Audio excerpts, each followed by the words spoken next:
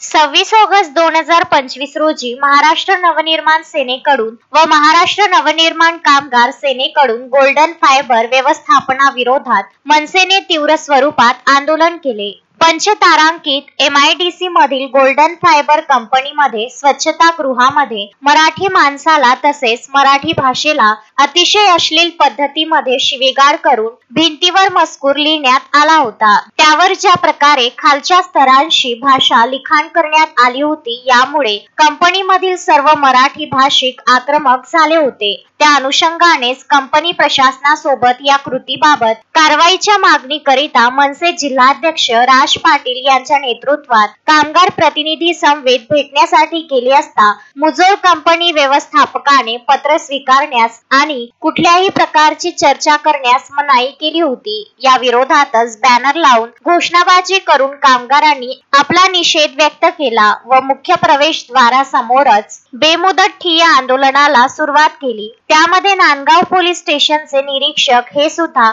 संपूर्ण ताद्यांसह आंदोलन स्थळी उपस्थित होते। या मुजोर वागणुकीला जिल्हाध्यक्ष राज पाटील यांनी अतिशय तीव्र शब्दात विरोध केला असून व्यवस्थापनासोबत चर्चा केल्याशिवाय व पत्र स्वीकारल्याशिवाय अजिबात आंदोलन मागे घेतल्या जाणार नाही अशी कठोर भूमिका घेतल्याने पोलीस प्रशासनाने कंपनी व्यवस्थापनासोबत मध्यस्थी करून चर्चा घडवून आणली आणि कंपनीला पत्र स्वीकारण्यास भाग पाडले। कंपनी प्रशासनाने सुद्धा कारवाईबाबत सहमती दर्शवली। तसेच यांच्याकडून संपूर्ण कंपनीमधील परप्रांतीय कर्मचाऱ्यांची पडताळणी कामगार उपयुक्त तसेच स्थानिक पोलीस स्टेशनमध्ये स्थलांतरित कायद्याअंतर्गत झाली अथवा नाही याबाबत स्थानिक नांदगाव पेठ पोलीस स्टेशनचे निरीक्षक दहातोंडे यांना सुद्धा पत्र देऊन कारवाईची मागणी करण्यात आली। पोलीस निरीक्षकांनी सुद्धा कारवाई करण्याबाबत आश्वासित केले। त्यावेळी मनसेचे कामगार प्रतिनिधी व बहुसंख्येने कामगार उपस्थित होते।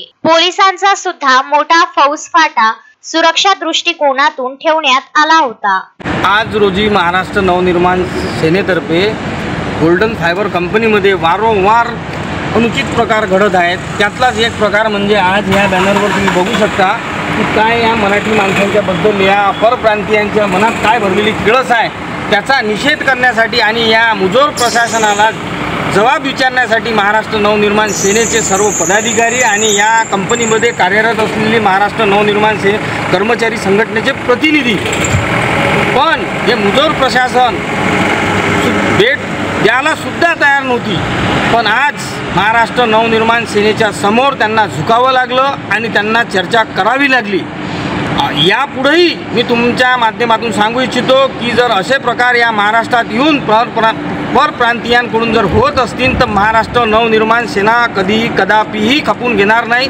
संघर्ष हा अटळ आहे। अशी जर घाण महाराष्ट्राबद्दल जर बोलत असतील इथं येऊन या महाराष्ट्रात येऊन या महाराष्ट्रातलं खाऊन सुद्धा जर अशी यांना जर गुरमी असेल तर महाराष्ट्र नवनिर्माण सेना हा पक्ष लढणारा पक्ष आहे आणि कामगारांच्या पाठीमागे उभा राहणारा पक्ष आहे। तुमच्या माध्यमातून सांगू इच्छितो संपूर्ण MIDC मध्ये हाच प्रकार चालू आहे। या प्रकाराचं प्रशासनानं सुद्धा आणि या महाराष्ट्र गव्हर्नमेंटने सुद्धा दखल घ्यावी की परप्रांतीय कामगार जे आपल्या या राज्यामध्ये येऊन राहिले याच्या नोंदी होऊन राहिल्या की नाही राहिल्या। वारंवार आमचे पक्षाचे सन्माननीय राजसाहेब नेते याच गोष्टीसाठी बोलत असतात की इथं या कायद्याच्या अंतर्गत इथं नोंद झाली पाहिजे आणि जो व्यक्ती इथं काम करून राहिला तो काम करत असताना कुठून आला, कशासाठी आला, किती दिवसासाठी आला आणि किती दिवस राहणार।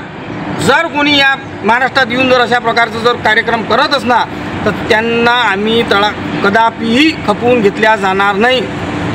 जय हिंद, जय महाराष्ट्र। Vidarbha news bureau, Nandgaon Peth. श्रद्धा फैमिली शॉपिंग में जाएंगे हम सभी, साड़ियों की नई डिजाइन देखो यहीं से लाएंगे। श्रद्धा फैमिली शॉपिंग में जाएंगे हम सभी, लेडीज जेंट्स बच्चों की हर फैशन लाएंगे सभी। फैशन के सफर में आप भी आगे ही आगे बढ़ते चलिए, क्योंकि बिजीलैंड का सबसे बड़ा आलीशान भव्य showroom Shraddha family shopping and mall, Busyland complex, Nandgaon Peth, Amravati.